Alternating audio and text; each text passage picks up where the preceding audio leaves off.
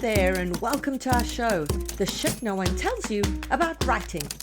I'm best-selling author Bianca Murray, and I'm joined by CeCe Lira of Wendy Sherman Associates and Callie Waters of PS Literary. Welcome, everyone, to a very special episode of our podcast.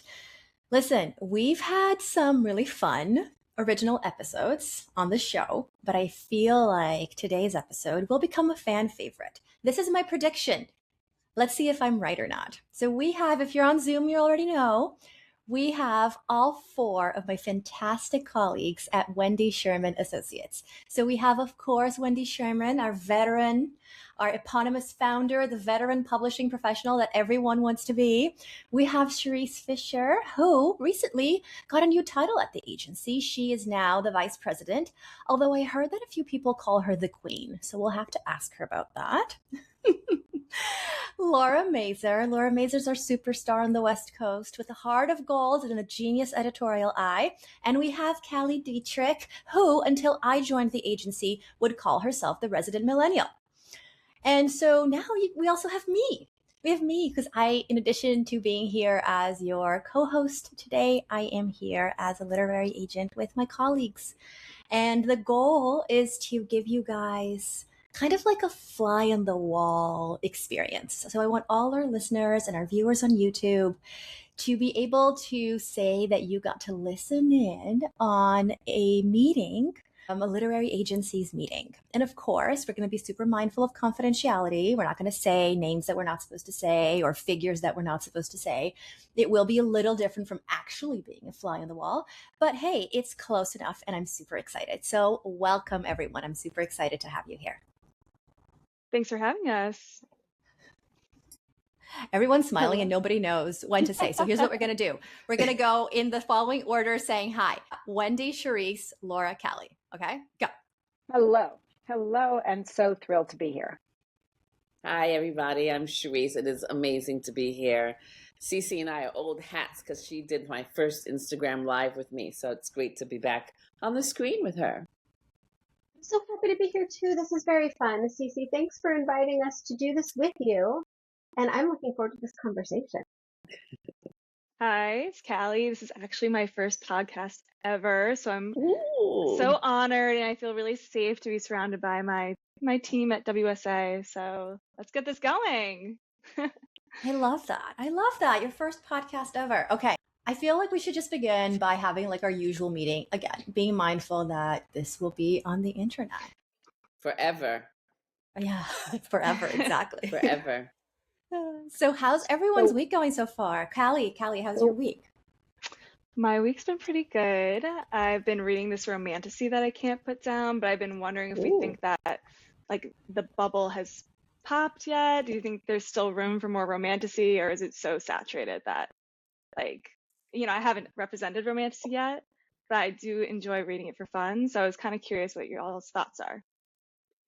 It's interesting that you bring that up because today was the last day of a class that I teach at City College, Introduction to Publishing. And I had about 16 or 17 students this year, and they're all rabid fantasy readers. In fact, on the last class, they present their book ideas. And so half of them picked these fantasy books. And we had actually a very lively conversation about where this trend came from. I did tell them that it seemed often as though editors and agents were kind of tired of the trend. And they were like, oh my gosh, no, if this trend ever stops, I don't know what I would do. I think that these ideas that fantasy or romantasy is over, I think they're overblown because the actual people who read it are very attached to the genre and to the whole idea of world building.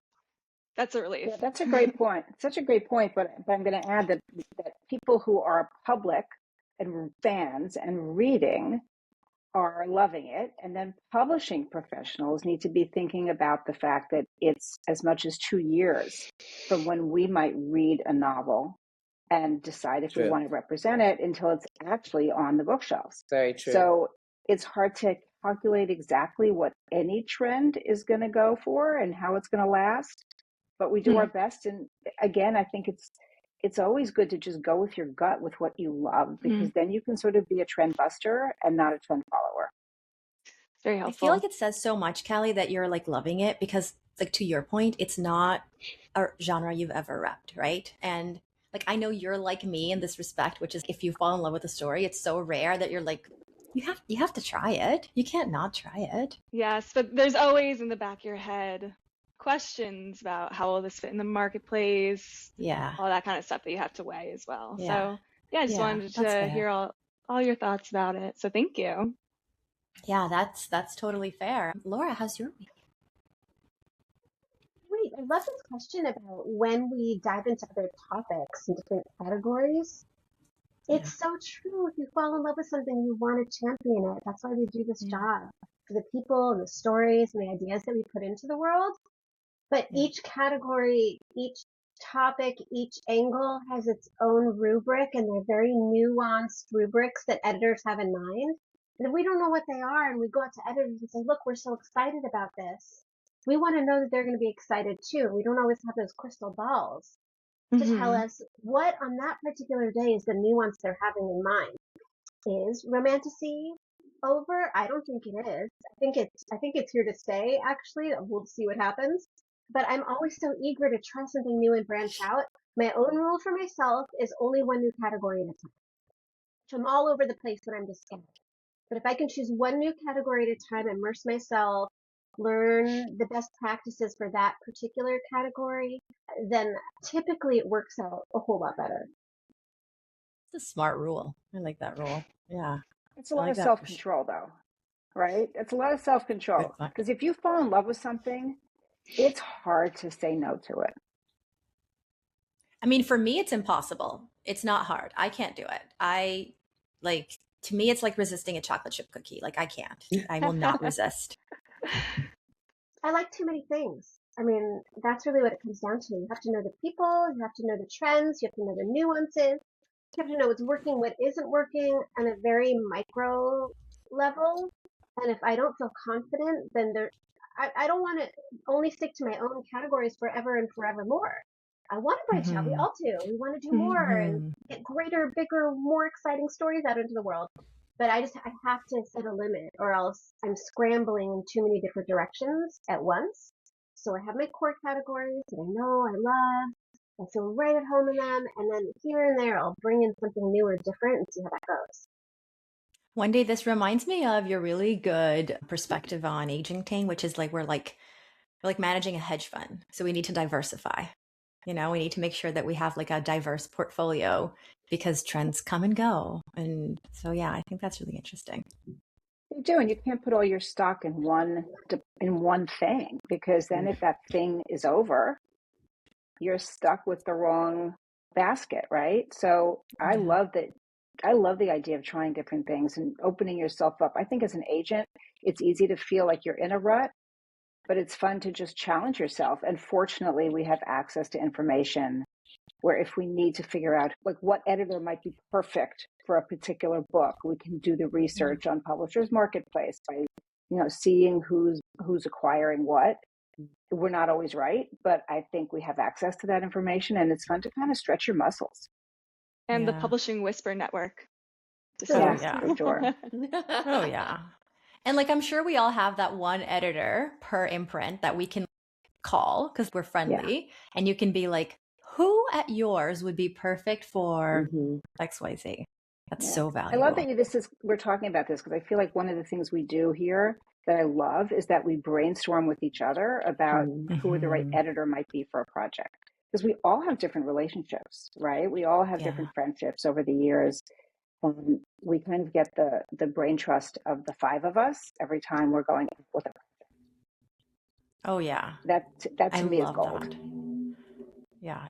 It's definitely like I feel so safe when I go out with a project being at Wendy Sherman Associates because I know like it's not just my brain that my client's getting, it's everyone's brain. CeCe, you've already taught me things as well. Like, I love your Wait, idea. Since you've joined the agency too, yeah, you've taught me things as was it well. about chocolate chip cookies? Definitely. Or Now I know what a Brigadeiros. brigadeiro is. Yeah. On a real note, CeCe, I loved your idea of including the pitch letter in the manuscript so that it's always like easy access for an editor. I'm like, that's just brilliant. So that's why like it's so great to hear other point of views when we're working this business. Oh, thank you. Publishing is not a zero-sum game. We're all in it together. There's always room for more good books. And what I love about our industry is we can ask each other, and not just in this group. We can ask each other, thank goodness. I don't know what I would do without all of you. But I also, speaking to the Whisper Network, I have other agent friends and people who do maybe overlapping categories, and I can shoot them a little WhatsApp or Slack or email or text and say, hey, I'm going out with this. Who do you think would be a great editor for it? And everyone is always so lovely about answering. It's nice to have friends who are agents at other agencies, fresh perspectives, different intel. Obviously, there are certain things we have to keep to ourselves, and we do. But there's just no reason why we can't all support each other and champion each other. And I love that about our industry. And when people, on the rare occasion, I meet an agent who's more buttoned up and not so interested in collaborating, I think, well, this is an outlier. The rest of us, I think, are very share and share like with information. Definitely true. I love that. Okay, Cherise, how's your week going? It's going pretty well. I have an author coming out with a book in February, Sadiqa Johnson, Keeper of Lost Children. And I have an author who's coming out with a book in June, The Misconnection. And for both of them, so early on, we're in the process of doing the behind the scenes pre-order marketing stuff. I mean, it seems kind of crazy to be thinking about pre-ordering for a book that is in June. And it's not that we expect someone to pre-order the book today, although some people did. We did the cover reveal this week.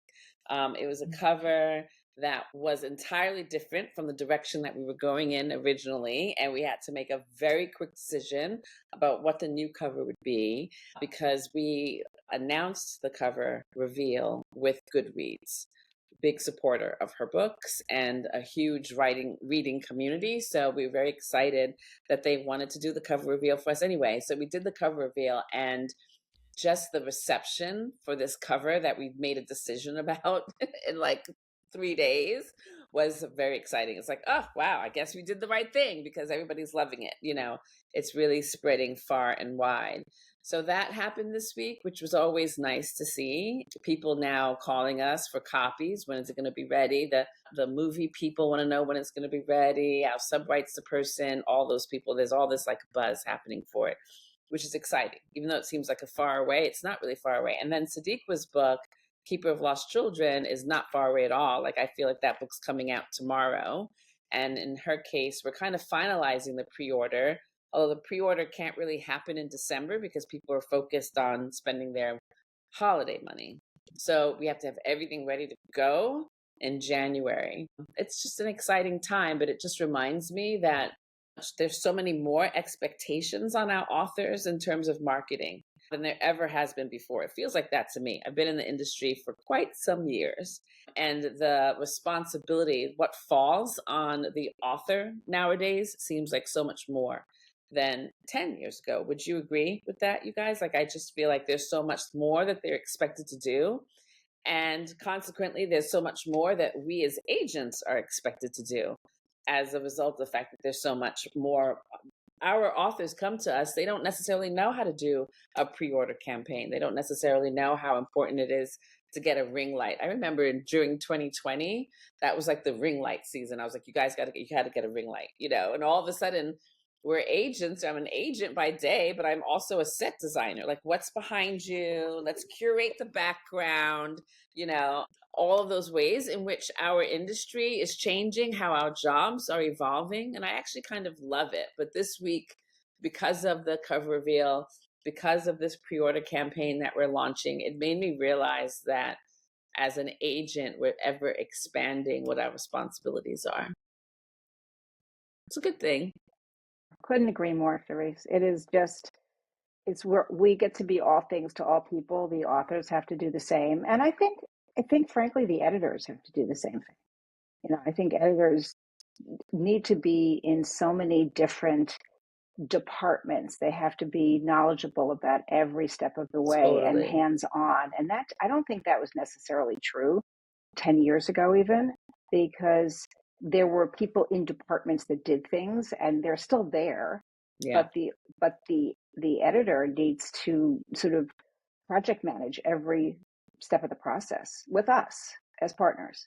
Yeah. Yeah. For sure. 10 years ago, we were pretty close to where we are now. Obviously, the pandemic changed a lot of it and kicked it into high gear. Maybe 20 years ago was different, but I think 10 years ago we were still seeing the same pressure on editors to do everything, be that point person for all departments, both in-house and for the author. Now agents have more to participate in, though, because as the publishers are ramping up their reliance on the author to provide visibility for their books. Without visibility, no one can buy it. The authors somehow feel everyone's looking at me to spread the word that this exists. And if they're not sure how to go about doing that, the publisher can help, absolutely, but it's really the agent who's in the corner all the way and can sit down with them slowly, think through what do you have to work with? Who are your people? Where can we find them? Let's go find them and speak to them and meet them where they are and tell them about your book. If we don't have visibility for the book, people can't buy it. And it used to be that publishers were fairly confident that if they selected a book and they felt that they loved this book and were investing in it, they could get visibility for it. They could get publicity. They could have a really successful marketing campaign. Today, with this crazy, noisy world we have, there's no guarantee, especially when we're planning anywhere from 6 months to 2 years ahead of time. There's no guarantee that any book is going to get the attention you want it to from external media, from other people who are uninvested, like newspapers, magazines, podcasts. So the only thing we know absolutely for sure is that the author is going to be motivated to have people see their book. So agents and authors are getting together and strategizing, and editors and authors are getting together. Everyone's strategizing. How do we get eyes on this? Yeah, I feel like this reminds me of when an editor once told me she got asked a question at this round table, which was, what's something agents do that you don't like and that you wish they didn't do? And she said, well, some agents, not most of them, but some, they disappear after a project sells. And I can only imagine like how difficult that must be, right? If an agent does disappear, like all of a sudden you don't have that contact person, and that's really important. And I mean, I'm pretty sure it's not very common because that's not good agenting behavior, but you just need the agent there to really give the author support, but also be able to like talk to the editor and just be that bridge, the person who can calm them down and kind of like give perspective too, which is so important. That happens all the time. The agents sell a book and then they come back when the book is out and ready to pub and say all the time. So I don't know if everyone, of course my team knows, but for anyone watching, 5 years ago, I made the switch from being in-house as an acquisitions editor to being an agent. I switched from buying to selling. And so for most of my years working in publishing, I was on the acquisition side. Agents would come to me, bring me their projects, and it was my job to help assess which were the right projects for my team, whatever team I was in at that particular moment. And so I saw all the ways that agents can do what they do. And it was very common, I'm sorry to say, very common that agents would sell the book and then disappear. They'd put us in touch and then they'd be gone. And they might show up for contract things. They might show up for something critical. Other than that, we really didn't hear from them again until the book came out. I think this is very sad. I also, however, saw all the wonderful agents. I saw Wendy. Wendy and I did a number of books together, and every time we did a book together, that's how you do it. You show up for the important decisions. You're collaborative. You join the team of author, agent, publisher to help make everything the book can be and not see it as you against us, them against him. The plan is for us all to participate in the creation of a very successful book. And agents have a lot that they can do in that space if they step up and do it. We do it. That's how we run our agency. That's how we do things. I love that. I would be very sad for an author who had the kind of agent who sells their book and then goes away. I mean, it sounds terrible. I just want to say that different agents are good at different things. When people ask me advice about how do I know what agent should I pick? I'm like, well, it depends on what you want. Those agents who come in, do the hard sale, and come out, they're on to the next sale. And if you as a writer wanted more than anything, someone to get you a really big, fat, juicy number, that might be a good fit for you. If you are someone who, let's say I don't know, maybe you have a particular business about, selling eyeglasses, and you're not a career author. You're somebody who sees the opportunity to get a bit of extra cash into your business by doing this book, and you're not into the hand holding, and you've hired a writer to actually write it, and you don't have the kind of creative investment that we're talking about. The person that comes in and gets you the biggest sum of money, it might be right for you. I just think on the other side, there are some editors who are so precious editorially that they might sit there and work on your manuscript for 4 years because they don't think it's perfect yet. So they might not have any sense of urgency, right? That might not be the right fit to you. Maybe they want to be there to hold your hand through everything, and maybe you don't need that. I don't know. I mean, I think that different people want and need different things. It's certainly not the way we do things, but I do think that there are people out there who want that kind of agent. I hear what you're saying, Cherise, but I'm going to disagree a little bit and say I don't know anybody who would benefit from having someone just come in, make the sale, and disappear. Because what agents have to offer and the role that we play in today's publishing environment is so much more than that. And I do think you can get someone who does all of that. Mm-hmm. And if you're only getting someone to make the deal, maybe you just need a lawyer. I don't know. To me, I wouldn't suggest that to anyone, but I feel as though you can have, I think most agents I know are really hands-on every step of the process. They come in, they're very particular about who they submit the project to. They are very clear and mindful about not just finding the right editor because that's the imprint the editor works with, but that they feel like there's an alignment. I love that word, alignment. There's an alignment in terms of how those two people are going to work together. Because once you're in the trenches, we all know there's going to be bumps in the road. You want to have that person who's sitting by your side and standing up for you. We've all been there as agents, every one of the 5 of us, where you need to get involved and push back on something and stand up and really make a fuss, if you will, to make sure that the client gets what they're looking for and what their book deserves. So I do think, yes, there are bad agents. Let's be honest. There are people who I wouldn't recommend. I'm not going to name them. It doesn't matter. But you can have someone who ticks all the boxes. You could definitely have someone tick all the boxes. There's 5 of them right here. There's 5 of them right here. But my point is that it doesn't necessarily make them a bad agent. It makes them a bad fit for you, I think, and a bad fit for the typical author, maybe. Yeah. But it's a luck thing. If you have one of those agents who, I'm going to sell your book, and then I got to move on. I got other stuff to do. So hope it goes well. That can work, but there's a little bit of luck involved because you have to be lucky that you like the cover they give you, that they don't change the title and subtitle without consulting you appropriately, that they set a pub date that works for you, that all of the decisions your publisher is making along the way, and there are many, many, many of them, are going to work for you. Because at the time that something happens, if your publisher makes a decision you don't like, cover, title, subtitle, timing, campaign, or they skip a step in the process of making a good, successful book, it's unlikely the author will touch it on their own. This is why I'm always telling my clients, CC me on everything. I don't care. Fill up my inbox. It's really, really fine. It's much easier for me to catch when something is about to go a tiny bit awry on the front end than for me to find out later something went awry and now I have to go back and try to untangle something and fix it when the deadline might have already passed, right? Like, so the day before a book goes to the printer, probably not the time to alert me that you hate your cover. But if I'm there the moment that those covers show up in your inbox and you're saying, I don't really love this, then I can do something about it. I can advocate, I can get in there and have a good conversation. If you leave the agent out of it, there are steps that can be missed or choices that can be made that are not advantageous. Totally I true. 1,000% agree with that. And I always tell my clients, CCing me is my love language.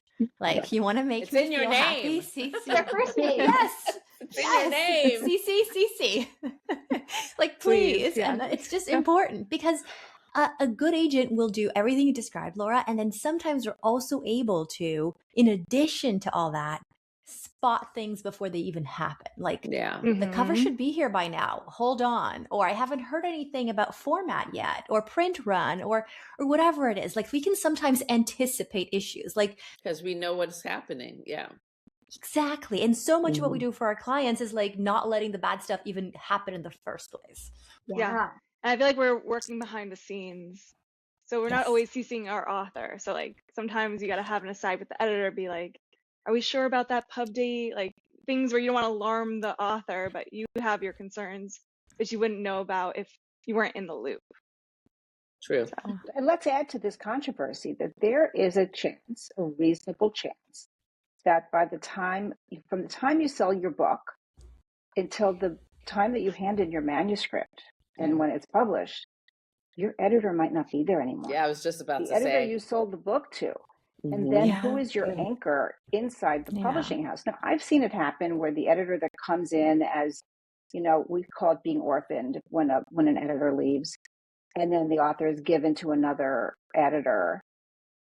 It doesn't always turn out badly at all. I mean, I've seen it happen in a great way, but it is like a major bump in the road that needs to be you have to oversee it to ensure that the author still feels cared for and loved and make sure that the project is getting the attention it deserves and would have had if that original editor who went out of their way and fought to buy the book, now they're gone. Now you've got to go in there and really push for it.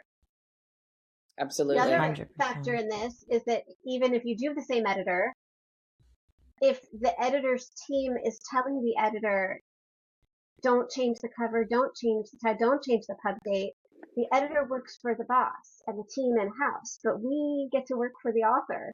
And obviously we're not going to champion a wish of our authors that it's irrational, but if it's a rational wish, we can champion them 100%. It feels so good to say there's something went awry here, it needs to be fixed. Whereas an editor can't always do that. I think they always want to. I think editors really want to make their authors happy. But if they go back to their team and say, my author's not happy, they don't like this cover, they don't like whatever it is that's problematic, and the boss says, well, change their minds, that's the editor's job, go change their minds. That's a hard thing to grapple with all by yourself. That's when you need your agent in there who can do a better job of it for you. And that also reminds me of when I sell a book to an editor, I really try to make sure I'm selling it to an imprint. So I really want to make sure that there is an editor-in-chief or an editorial director that's enthusiastic about it. I'd love to be able to know that the publisher is enthusiastic about it. I love having those meetings, right? Before we sell a book, I love having a meeting with the publishing company where there's a publicist that shows up, where there is an editor-in-chief that shows up.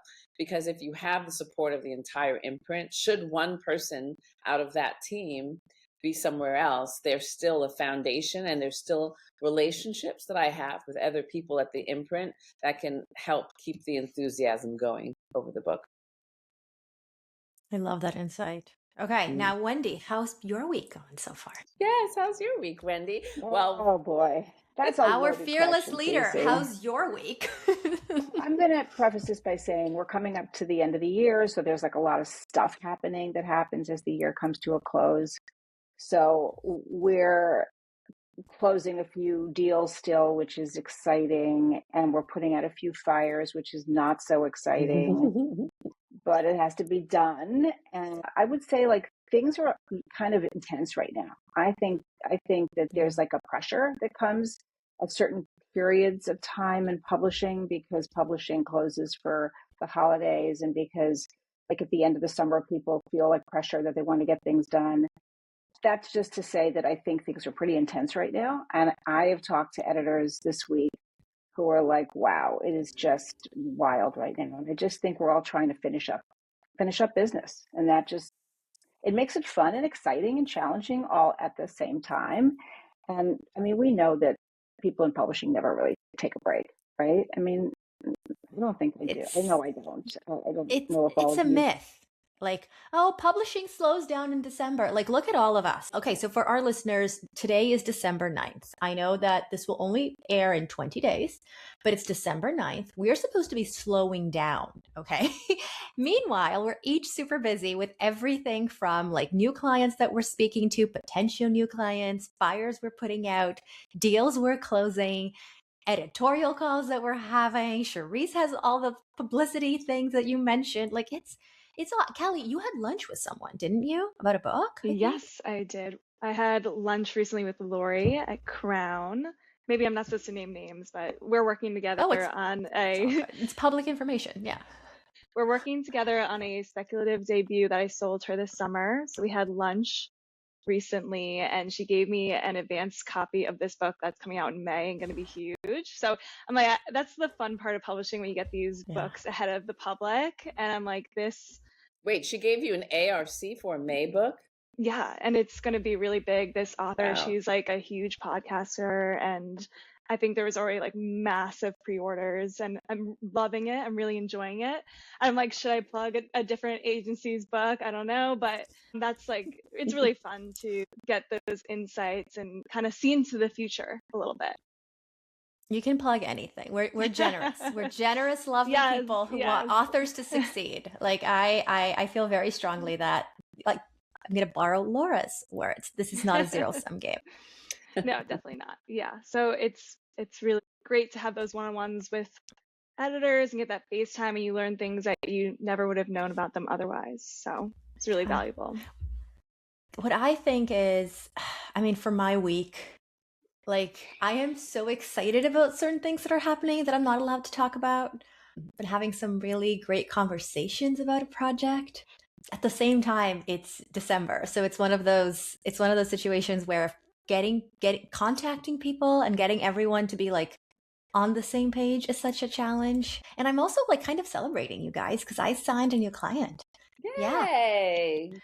She signed the contract today. So it was a referral by my client, Laura Leffler. It's for a fantastic novel. She's written a really terrific thriller, like a psychological thriller, upmarket, so fun. So like really excited about that. So it's a celebratory week. So I'm going to share like one of the fun things for me right now is I'm actually going to a luncheon tomorrow. A lunch, but like I think a luncheon means like there's more than two people. But I'm going to a publishing luncheon tomorrow. I think there are going to be 8 people there, women, and we're all in, really interesting different positions in publishing, marketing, editorial. Obviously, I'm an agent. All these different things, and I think it's going to be fun to really dish and share insights on how our companies are doing and what's happening behind the scenes in each person's area of work. And so that's just something I'm looking forward to. You didn't ask the question, but I'm just throwing it out there that one of the things we don't get to do quite as much as we used to, which is to really have sit down face to face, talk to people, share ideas, see who's excited about what, and get each other excited about the books that we're excited about. So I'm really looking forward to that tomorrow. Where's the luncheon? Where is that? Not that, I mean, it's going to be 29. It's at a very bougie restaurant in Manhattan called Robert. Oh. And it's gorgeous. And anyway, it's going to be fun. You won't find me around tomorrow at lunchtime. So I'll be. Put a little recording device under the table so we can all hear it. We might all have to sign an NDA. An NDA. I feel like that's just understood. It's us. Like it's the paternal WSA NDA. It actually rhymes, so it's cute. Okay, so actually, Wendy, your comment is great because it's a perfect seg into some of the audience questions that we're going to take. So some of our listeners sent in questions. There was a very select group of listeners that I reached out to. I do not want a mutiny in my hands, so we did get way more than I will be asking. I'm going to choose a few. Please, if your question is not answered, don't get mad at me. There's limited time because we all have to go sell books. We wish we could be here all day, but we have to go sell books. So, okay, everyone's going to say one thing, like one-liner answers, okay? What's something about the old days of publishing, think martini lunches and self-addressed stamped envelopes, that you would bring back if you could? Wendy, you go first. I'm going to say time. I think there was a pace that was a little more luxurious, and the work got done, but it wasn't quite as intense every single hour of every day. Wendy would bring back luxurious pace. I love that. Cherise, what would you bring back if you could? Why did I know that you were going to go to me next? What would I bring back?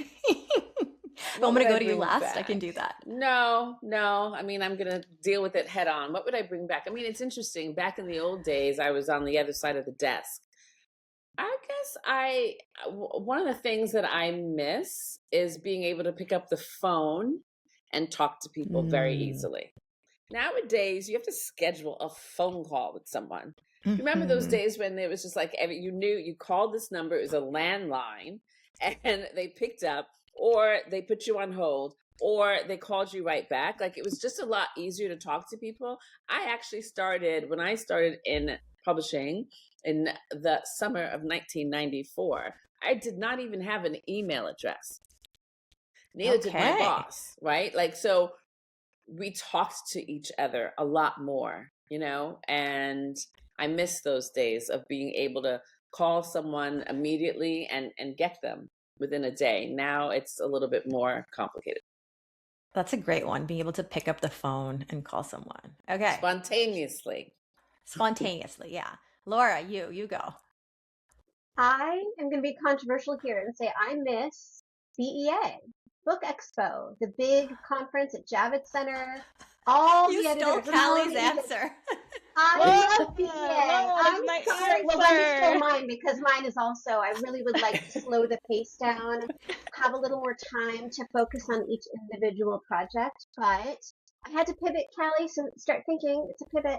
Because BEA, I know not everybody loves it, but what an exciting thing to walk up and down the halls, see what everyone's doing all at once.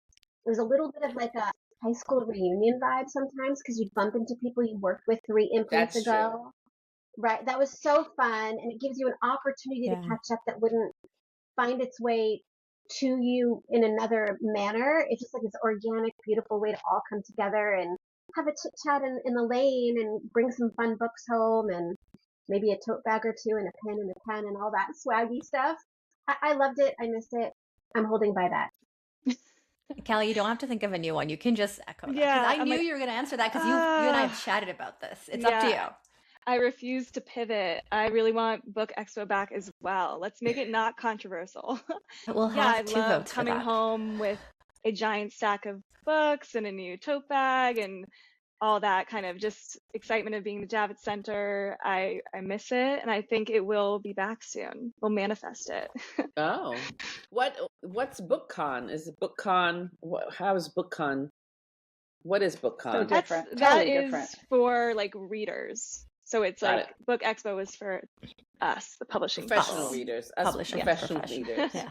And so I what would feel That's what I something do. there. Agents would come by. If I was the editor, agents would come by and they'd show me a list of the projects that they were looking at for the following, quarter, maybe, whatever they had coming soon. And I put my initials next to the ones I was interested in, and lo and behold, that project would show up in my inbox 2 weeks later. It was so efficient. I love this. So Oh my God, what I killed love BEA? that. What killed BEA? COVID, It's expensive. I think. And Money. money. I think it was gone before It was COVID. I just think it it's was so gone. Is it the so year? expensive. I mean, publishers spent like hundreds and hundreds of thousands of dollars to have this huge booth and display their books and have all their staff there, and the booksellers had to fly in from all over the country wherever it was taking place. It wasn't always at Javits. It would sometimes be Chicago. It was really, it traveled East Coast, Midwest, Mm-hmm. all across the country every year. But I think it was just the expense of it, frankly. It's sort of like why sales conferences don't exist in the same way they used to, where publishers would fly in everybody on staff, like literally everybody who was involved in selling and making books would come to these conferences, and they'd have it in these fun places, really fun places, I have to say. So I just think it's economics. I hate to say it. Definitely. I don't want to be the doomsayer here, but I think that's what it was. Well, I mean, very specifically, I think it's the fact that they don't have booksellers like that anymore. I think it's the fact that the retail environment is so much smaller. not smaller in terms, but like so much more, what's the word I want? Like unified, like it's Amazon, it's Target, it's like these one-stop shops, whereas there used to be so many small little independent bookstores, although the independent bookstore is coming back with the full force. Agree. Yes, Totally agree with preach. you. All the snaps. So Yeah. mine was also stolen. And then what I will do then is come up with a new one because I actually wanted a lot of things to come back. I would bring back just more media outlets that cover books. You know, like more media outlets, because this is an increasingly shrinking category. Like it feels like every day we have, you know, fewer and fewer, and that frustrates me. And so more really great media outlets with budgets, you know, like I want a budget. I want money. I like money. I'm very unapologetic about this. Money's fun. Let's talk about how money's fun. So yeah, that's what I would bring back. That's my spiel. I agree with you, but what you're talking about are like professional outlets, because there's actually a plethora of book talkers out there, like human beings. And I want those to stay. Like I want both. Oh, you want both? Okay, I don't know. Yes, yeah, I want both. Yeah. CeCe wants everything. I'm not like CeCe wants pick one everything. or the other. She's not a pick one or the other girl. I love that. No. Why choose between vanilla and chocolate? Yes, just have both.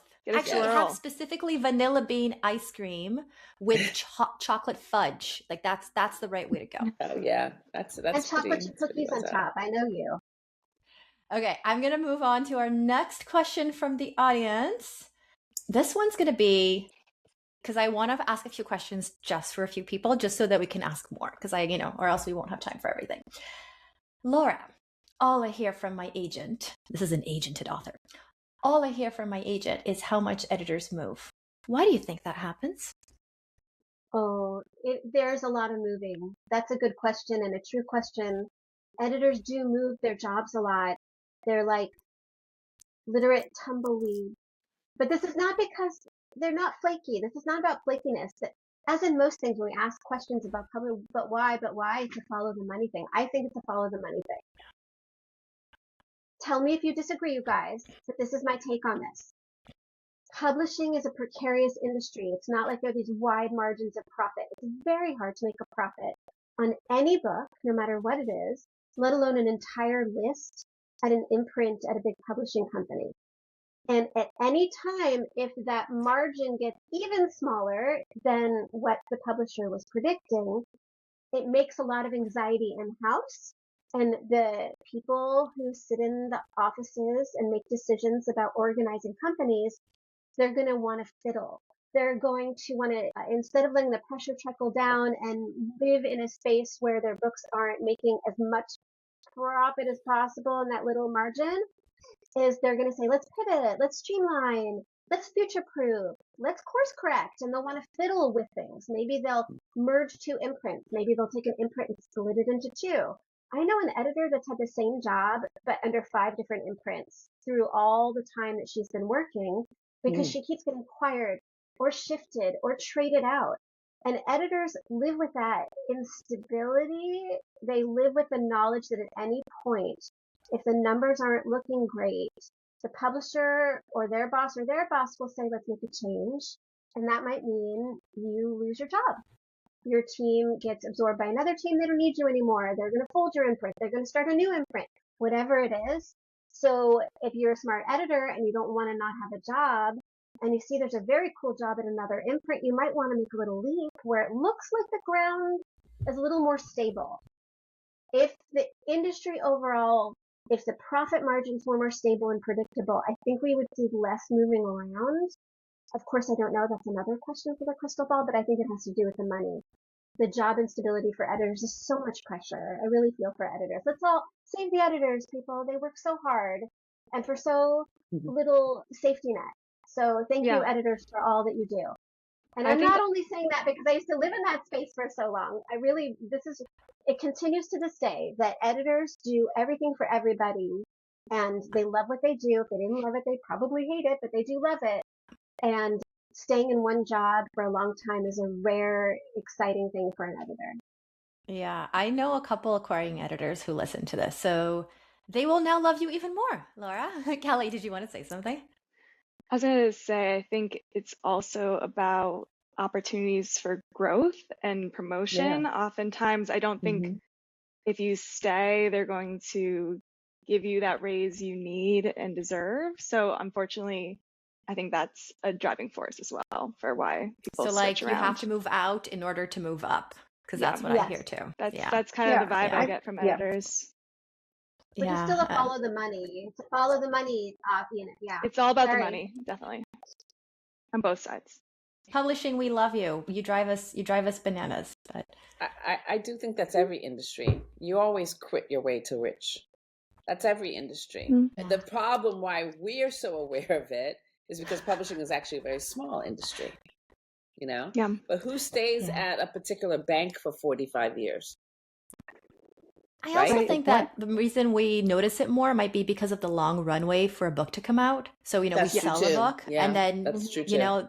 there's a lot that can happen, before the book comes out. If books came out a month after they got acquired, we probably wouldn't feel the pain as much. Can you imagine that world, guys? We just sell books and they come out.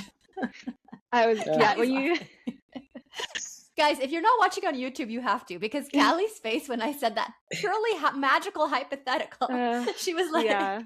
When I tell people outside of the industry that it takes 2 years for the book to pub, they don't believe me. Like, wait, that I book know. hasn't published yet? I'm like, no, I sold it Yeah. last year. What are you talking about? Yeah. It's hard for them to wrap their mind around. Like my non-publishing friends think I'm crazy. They're like, you did what? 2 years? No, that makes no sense.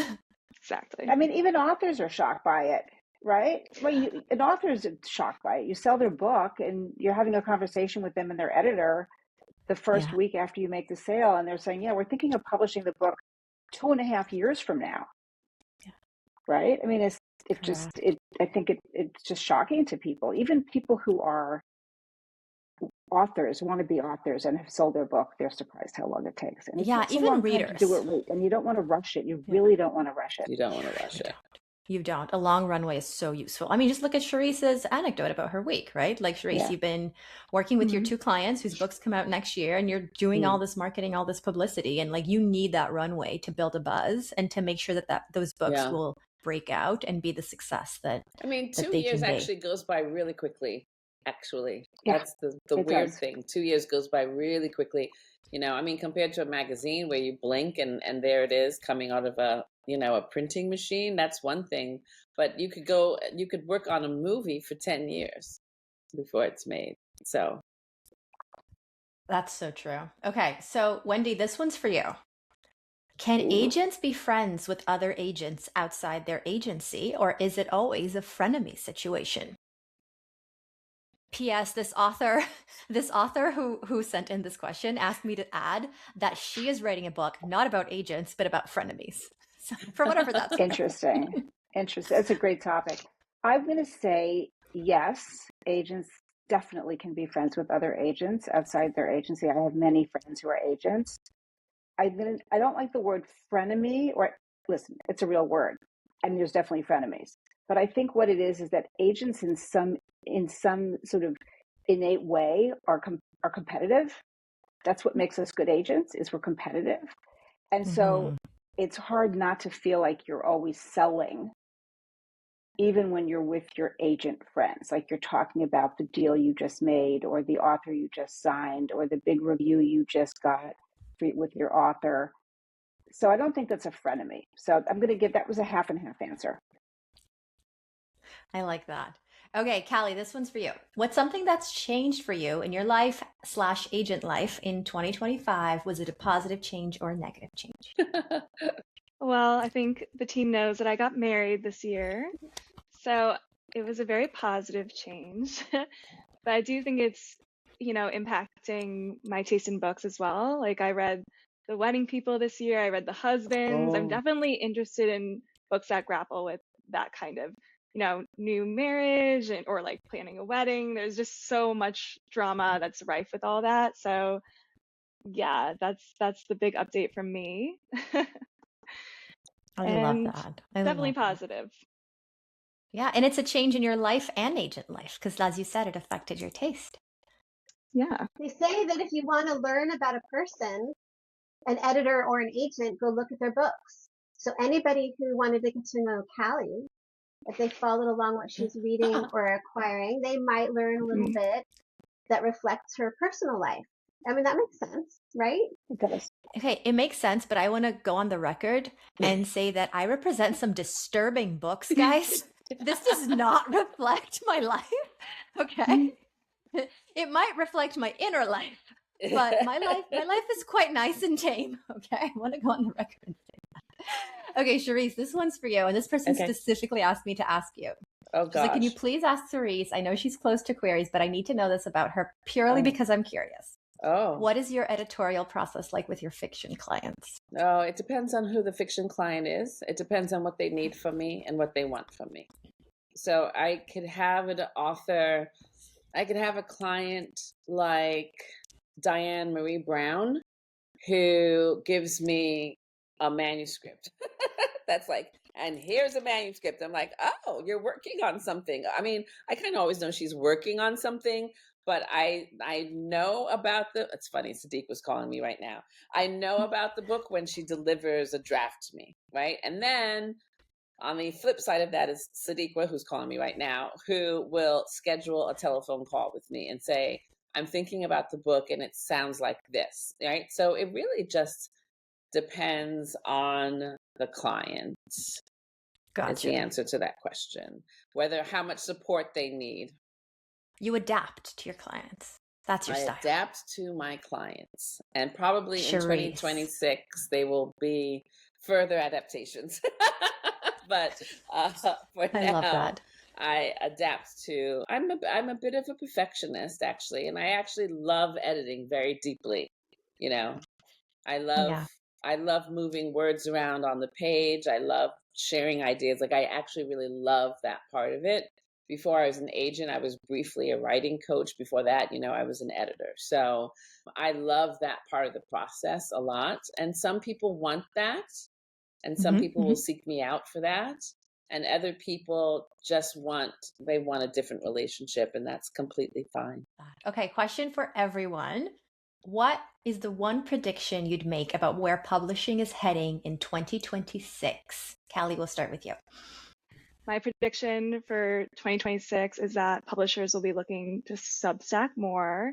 They're definitely paying attention to engagement. So it's not just follower count. They want to make sure that you have like a rabid audience ready for your work.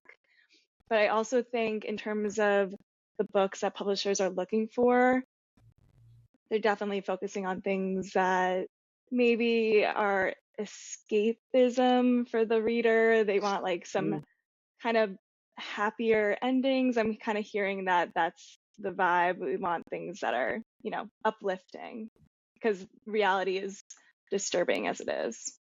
Okay, awesome. Laura, you next. What's the one prediction you'd make about where publishing is heading in 2026?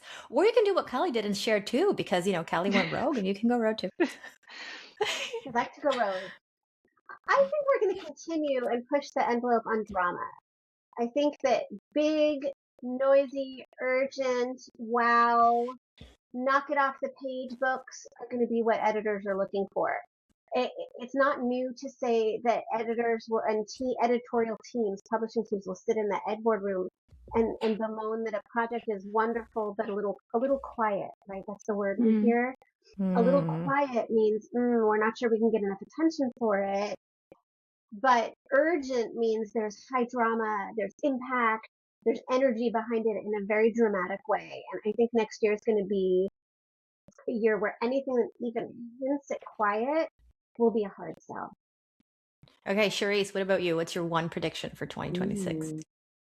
I had time this time to prepare. What is my prediction for 2026? I actually think we're going to be surprised. I think that publishing operates with certain assumptions, right? That are about like publishing companies sell what has sold well before, and that there are certain tropes and genres that we all know and that we're all comfortable with are going forward. I think 2026 will be the rise of quirky, actually. I think that what we're seeing, especially among people who are under 30 and under 25, they want something precious. They're actually very old school they're very nostalgic leaning. And so I think that means that there's going to be these phenomenons that pop up about very quirky, like a very quirky book is going to come to the forefront and take everybody by surprise. That's what I predict. Ooh, I hope I like so. that. I hope so too. Okay, Wendy, how about you? What's the one prediction you'd make about 2026? Well, I'm going to say that doing this a long time, we all know this. I've, been in publishing so long. The more things change, the more they stay the same. And in publishing, and this probably is true in other industries, good quality will always rise to the top in terms of the marketplace. And that doesn't mean that every book that you think is good is going to sell well. That's just like not possible. But I still think that there may be different categories that end up coming to the surface because of changing times. But good books are good books and will always find a way to the marketplace. So I don't know that that's a prediction so much as a stabilizer. I think that we are in this business for all the right reasons, every one of us. And, I think we always have to trust our judgment and our instincts, because at the end of the day, an agent is first and foremost a reader, right? What speaks to you, like when I read something, someone sends me something and I know right away, and I get goosebumps. I'm so excited about it. I can't stop thinking about it. It populates my mind when I'm falling asleep and when I'm sitting on the couch having coffee in the morning. Like that's, you're going to sell that book. You don't know what the price is going to be, but you can get other people excited about it. So whether it's a genre of this or that, it doesn't matter. It's just like the good books. Yeah. The books that make you feel curious and emotionally invested and that make you forget about the world outside. That's why we do what we do. I love that. Okay, so now I will share the last question from the audience, which we will not answer. No one's allowed to answer this question. I am censoring this question.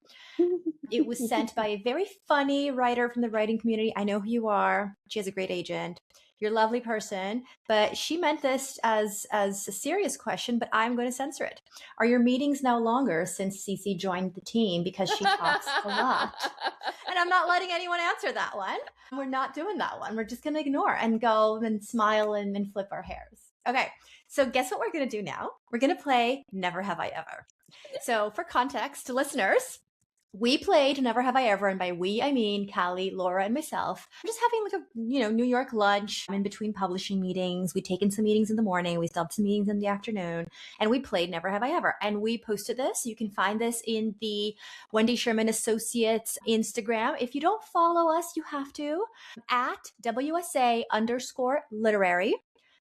And so I'm so excited because now we're going to get to play the five of us. No, I have tea, but you guys are welcome to grab wine, coffee. If you need a minute to grab something, go for it. Okay. So we all have our drinks. So this is how it's going to work. I am going to, for our listeners who are not familiar with the game, because it has a confusing name, I am going to say a statement prefaced by the words "Never have I ever." And if this statement is true to you, you drink. Here's what that means. Never have I ever read a book. We would all drink because we've all read books. And if you haven't read a book, no one here, you just wouldn't drink. And because some of you guys are listening and not watching, I will say who took a sip. So if you hear me say names, those are the people who did take a sip. But I highly recommend watching this one on YouTube. Just saying, you guys, you should wouldn't pause this now and go to YouTube. Okay, I'm going to start. So excited. Never have I ever made a friend from a client.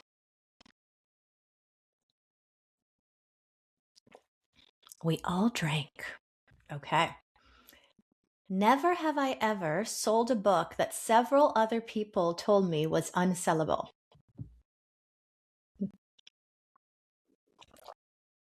Okay.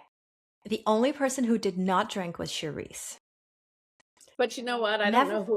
I don't know if anybody ever tells me that. So. Fair. No one would say that to the queen. Okay.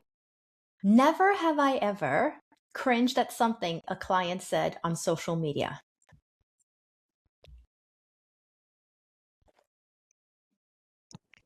Everyone drank, but Laura took her time, which made me think that Laura was going through a very long list of things, or that she was embarrassed to drink. Just saying. Okay. Never, clients, we love you. Never have I ever worried that AI would destroy publishing. I knew Callie was gonna sip.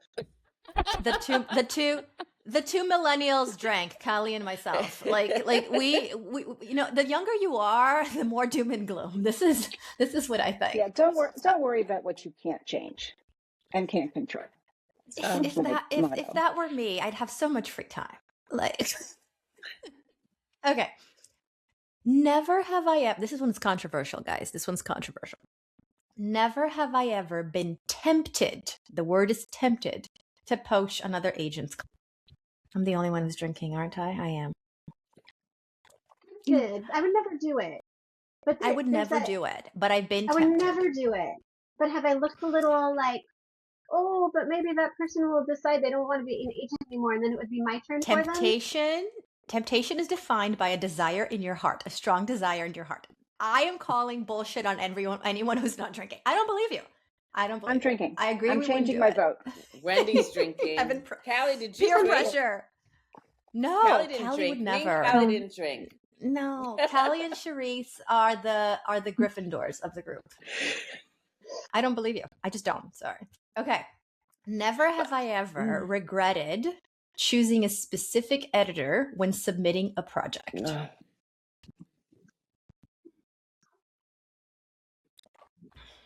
Okay, everyone drank for that one. Yeah. I mean, we submit to so many editors, right? Like, it's bound to happen. Never have I ever wanted to represent a writer that was not in my genre expertise. I feel like I want to define this. Expertise meaning something that's on your wish list. I have. Okay, everyone except Laura, I think, drank. Yeah. If it's so far afield from what I feel confident in, I don't think that I want that pressure of doing right by them. I know someone else will do a better job, but I do like the idea of being like a consigliere, somebody who's like on their board of advisors, in their corner, friend of the book. I want to be in it somehow, but not as the agent. Oh, I like friend of the book. Oh, I'm going to use that. Friend of the book. That's a good title. That's a good title for like something, like friend of the book. Okay. Never have I ever reached out to an author to ask them to send me their materials or query. For nonfiction, I have. Definitely. For both fiction and nonfiction, I have. Wait, you mean like, have I ever asked someone who I was interested in to send me stuff? Yeah. Hi, I'm interested. Would you like to do reach out to an author? Yeah. Oh yeah. Like, because usually authors reach or to us. like an author, like someone who's written. No, sorry, you're right. That was misleading. I think the person meant to someone that you want to be an author. Like, they're not an author. Oh. Yet. Yeah. Sorry, that was on me. I should have edited that one. Okay. Never have I ever found a fiction client through social media. No one is drinking to this one, guys. Zero agents drank for this one. So please stop worrying about your social media platform for fiction. Never have I ever sent a client a text or email that was meant for someone else. Oh God, I have to drink a lot. Okay, Bianca and Bruno. Bruno is my husband's name. BB. I have sent Bianca multiple text messages like, can you pick up toothpaste? Thank God that's all the messages said. I was about to say, that's easy. Thank God. Because we both use WhatsApp. It's a thing. Anyway, Bianca, sorry, you're probably listening. And I apologize for all the times I asked you to pick up toothpaste. I was not talking to you. Okay. So now, as we're getting to the end of our episode, each of us is going to share a message to the writing community as we head into 2026. This message can be a reflection, guidance, advice, a question, anything that you want to impart to the writing community in the year to come. I'll start. Please follow submission guidelines. You don't want to be rejected on a technicality. And just also remember, it only takes one person to believe in you and champion you. So it doesn't matter how many rejections you face, just keep going. No one's going to hand it to you. So you have to go out there and put yourself out there, and you'll succeed as long as you keep trying. That's so good. Laura, what about you? To all the writers who listen to this podcast, who take classes, who join groups, who engage in the industry in whatever ways they can from wherever they live, know that you are already head and shoulders above most of the submissions that we see. You're already on the right track. There's so many projects that come to us from people who don't do that, and it shows in their work. It shows that they have not engaged. They have not learned why it's important to know what your word count is. They don't know what the word query is. Because you know all of these details, because you listen to this podcast, because you follow along, you're going to rise to the top and have some serious consideration. Does that mean you'll find the exact agent that's right for you? I can't predict any of that. But I do know you'll be taken seriously because you're doing this work here right now. I love that one. Thank you, Laura. Okay, Cherise, what about you? I mean, it's almost building on what Laura just said. I want to thank the authors who are out there. I want to thank the writers, right? Because it's so easy to not do the thing. It's so easy to not listen to that inspiration that's been burning inside of you. It's so easy not to, it's just the way that we can skip the gym. Some of us don't skip the gym, but just the way that you sort of wake up in the morning, you're like, am I going to go to the gym or not? I won't, right? Like nobody cares if you don't go to the gym.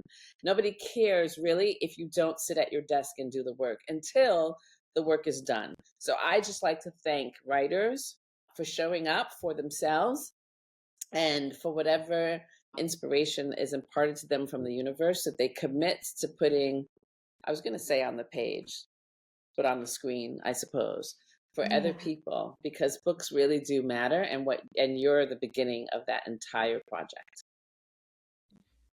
Love that. Wendy, how about you?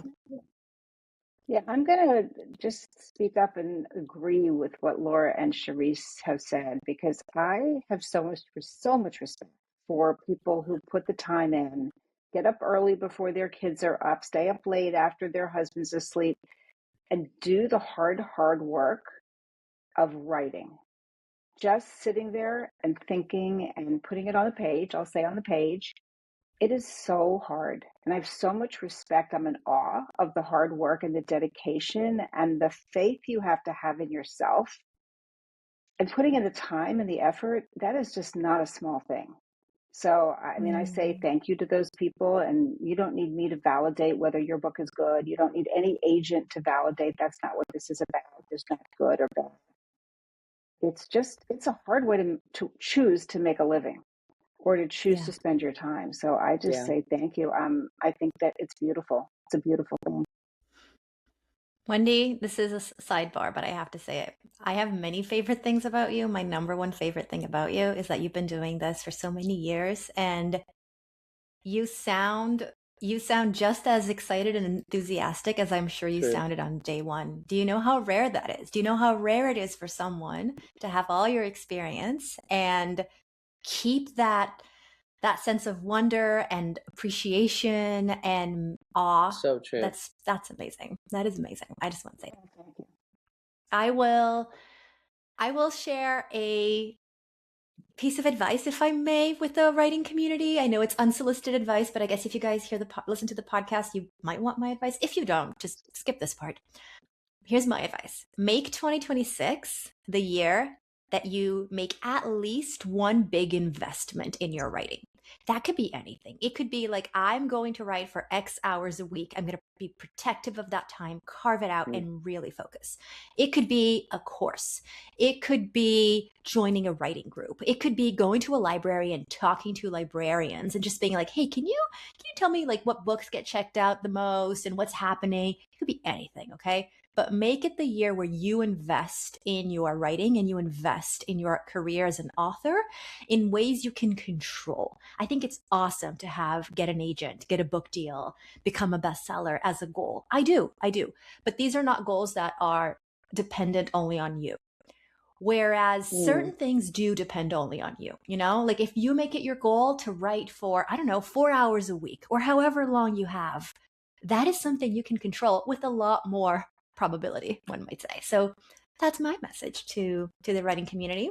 And I also want to say that after hearing all these lovely messages, if you guys are interested in knowing a little bit more about what each of us are looking for, you can obviously go to our website, wsherman.com, but you can also go to our Instagram. The handle is at WSA_literary, and there is a pinned post with the very top things on our manuscript wish list. Because, and I say this because one of the questions we got from multiple people is, what's at the very top of your wish list? Now, we all have very long wish lists, as we should. But if you want to know what's at the very top, take a look at this pinned post on Instagram. And if you want, leave a little comment and let us know that you were there, because we're going to be so excited to hear from you. Okay, so now the very last question that we ask of all our guests on the show: share a book that you recommend to our listeners. This is a book that they will have the opportunity to read in 2026. It can be a client book, a non-client book, anything you want. Okay, we'll start with Wendy this time. Wendy, you go first. I just read a book that I loved that was recommended to me that I might not have picked up if it hadn't been recommended. And it's called The Correspondent. Oh. I mean, it's, it became a bestseller long after, not long, but like months after it was published, because word of mouth. And what I love most about that is that word of mouth still works. You don't have to get launched out of the gate as a bestseller. People read your book, they fall in love, they recommend it to other book lovers, and it just like snowballs into a huge success. And to me, that's the beauty of knowing people that read and sharing what you want to read and what you love. I love that. Laura, you might remember when we met with Amy Einhorn, she shared that book story with us. Do you remember? I do. I remember it, and I have it right now on my shelf. And I just started reading me too. It is so good. It is so good. She was not wrong. What a gem. Correspondent. I love Definitely. that. Okay. What about you, Cherise? What about you? What's your recommendation? Show and tell? Show and tell. Yes. Oh, is it going to be backwards? That's annoying. Is it backwards? It is. All right. Well, I mean, no, we can see it. Yeah. So my client published this book, Disappointing Affirmations. It was a nice, lovely bestseller and continues to sell really, really, really well. This is his second book. Sorry in advance for making things awkward. A Disappointing Affirmations collection. And it is such a perfect hostess gift. It's the perfect gift. You're walking into somebody's house for a holiday party, for a New Year's Eve party. This is a great book to show up with because everyone's going to laugh and have fun on it. And they're doing a huge campaign with him in January for the new year, same you kind of thing. And it's really funny, and I recommend it for 2026, January 2026. Exciting. I definitely have to get that one. I'm a fan. Okay, Laura, what about you? My little book tip here, I think, is going to be that we have such a healthy channel from book to screen, which is wonderful. I love seeing a story told in different ways. If you are planning to see the movie Hamnet, I highly recommend also reading the book. If you haven't read the book, read it, listen to it, watch it, do it all, because it's that good. It's just a gorgeous, gorgeous story. And I'm excited to see it on the screen, but I decided that I was going to read it again before I did that, and I'm getting so much out of it. I think it's going to make the movie even more glorious. I love that one. What about you, Callie? I have to do a plug for Wendy and my clients, of course. Blair Horton. Her book comes out tomorrow, December 30th. So when this airs, the next day. It's a mocktail cookbook. The recipes are delicious, but it also offers different health benefits in each recipe. And all the ingredients are seasonal, and the photography is stunning, and you just want to, it's a great way to start the new year, new you, and dry January. So please go out and get that one tomorrow. Okay, I love that. Okay, I will plug in a book as well as we wrap this up. And I'm going to be honest here, I'm being sneaky. I'm being sneaky because there is someone, a very special someone who has affected all our lives, who does not plug in her own books. She never talks about her own books, certainly not in an encouraging you to buy her books sort of way. Whenever I try to do it because she's always around me, she doesn't let me. She's not here today. And so I'm going to go rogue and say, by Bianca's latest novel. It's called A Most Puzzling Murder. It is so much fun. Think Glass Onion meets Succession. Like, you're going to want to know everything about this locked room murder with this very quirky, fun protagonist called Destiny, who's like so brilliant. And at the same time, like, she keeps missing all these things and you want to like shake her and at the same time hug her.